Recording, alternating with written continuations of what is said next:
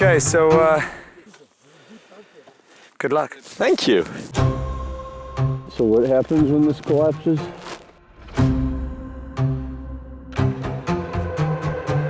Look, it'll happen real fast. First time I came in here, there was a layer of ice, and the guys were like, "What's it like? What's it like?" And I was like, "Hold on. I'm just trying to take stock of my surroundings."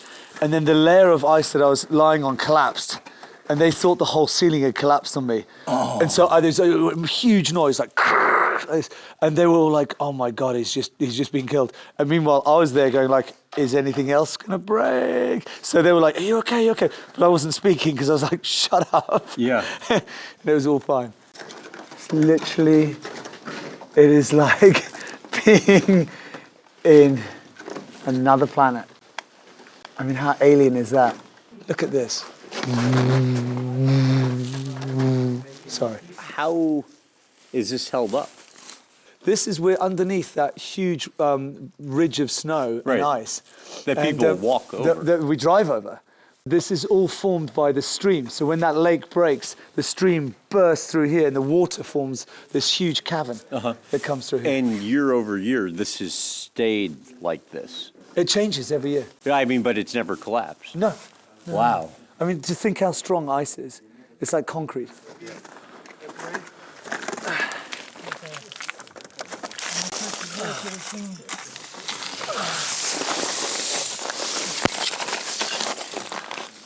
Just watch your head on the crystals.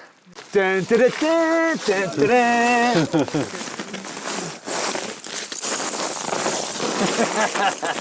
You good? Yep. Let's see how far this leads. Antarctica is not a great place if you're claustrophobic or agoraphobic. It's kind of therapeutic, the silence, feeling the air. Feels just to me very ancient and very old. And just, as you say, there's not a breath of air circulating through here. There's just these timeless crystals. And you kind of feel the weight of the ice. It's so beautiful, but one touch and you break an ice crystal. So it's a good synonym for the rest of the planet. It could literally sit here all day, except my hat is just stuck to the, it's just frozen to the ice behind me. So I might just, my head is stuck.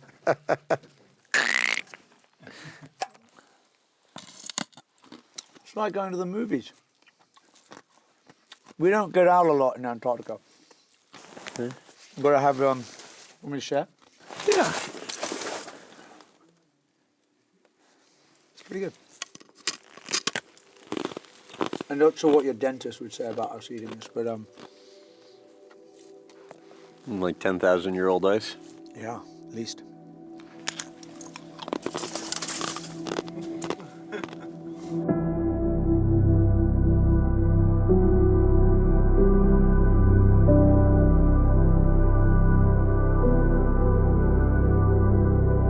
So this is an amazing ice tunnel that extends on the ice shelf.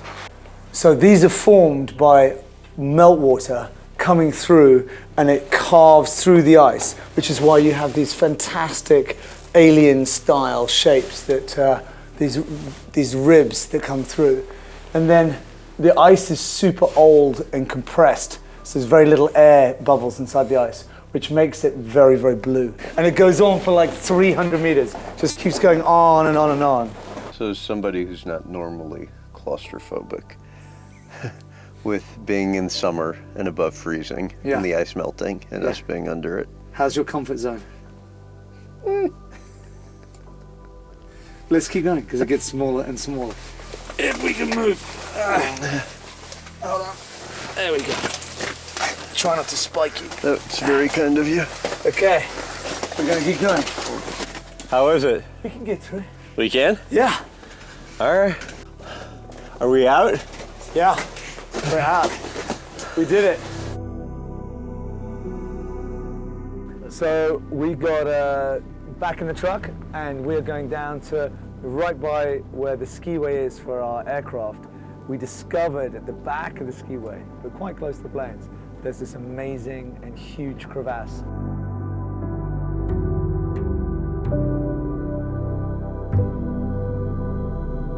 What do you remember from your first time exploring it?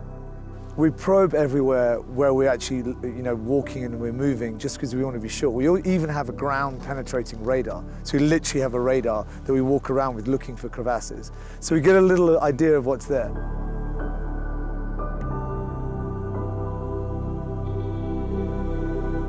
So, tell me a little bit about how this comes to be. We're on a glacier and it's very much moving. So this moves where we are about 27 meters a year. So you get these crevasses that open, and this is exactly what we're seeing here. But in Antarctica, the glaciers are so huge, so it creates these crevasses that can be hundreds and hundreds of feet deep. You've had some close calls and some unfortunate happenings. Yeah, it's part of life out here. I mean, one of the very first years we were operating in Antarctica, this a guy from Alaska, who was a high mountain guide, came and saw some wood had blown away from the camp. So, like the surface above us here, he just walked off to go pick up the wood, and he fell into a crevasse. And he fell about 60 foot down. It was a much narrower crevasse than this, but he got wedged way down deep. And he's got big head wounds, and he's got these flaps of skin, and there's blood all over the ice. And he's skinned his fingers from trying to claw his way out, but he can't move at all. And by this time he'd been in for like 4 hours. So we get a rope around him, and we start trying to hoist him out, using a sort of an anchor point. And the hoisting is just basically like almost pulling him in two. And the doctor's going like, we got to get him out. This guy's, it doesn't matter whether he's going to die. He's going to die of hypothermia unless we get him out like soon. And one of the vehicles had this crane rig up thing that we used to like pull up fuel barrels. And we hooked him up onto this sort of thing. And if we rip his legs off, well, at least we get him out and we'll try and save him. And this wonderful guy called Steph Husson went down again, and he threw down an ice axe on a rope, and he kept on throwing it underneath the guy's legs and hoisting it and hoisting it and hoisting it. And he did it 20 times, 30 times, 40 times, 50 times. And he's like, he's not going to make it. We're not going to do this. Meanwhile, Bill is like going, I got to see my girl. You got to get me out. And we're just lying to him, just like, yeah, it's all going to be fine. It's all going to be fine. But you can see him getting tireder and tireder and colder. And just at this point, we were like, okay, let's do the unthinkable. Let's rip him in two and do this. Steph screams in excitement, and he's got his legs moving. He just got this movement in his legs after doing it like 50 times. And suddenly, in that one moment, he twisted him round. The crane that we had him on pulled him straight up, and he just hoisted up like slowly into the air. Every year on the 14th of November, which is about now, it's like a couple of days ago, I get an email from Bill saying, thank you very much, saving my life.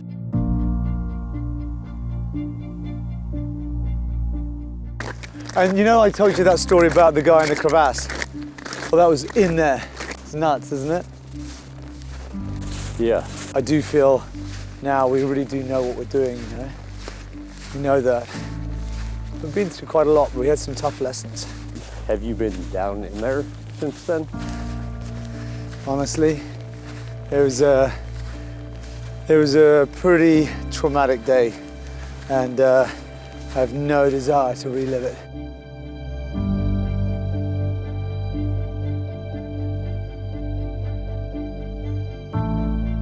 You're scared of heights, aren't you? A little scared too. Little scared. Just do that thing of not looking down. This is one of my favorite hikes because it's kind of got everything. You're on the ice, and then we take our crampons off, and then we're climbing, actually like properly climbing.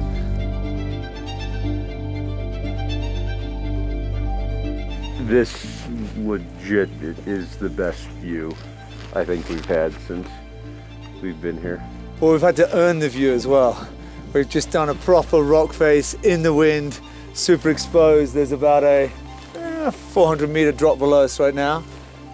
I can already feel my mouth kind of going a bit numb, so I'm speaking. Oh, even you. Speaking a little bit like this because my mouth is going numb. Yeah. So we'll get back. We'll have a hot chocolate like dribble everywhere.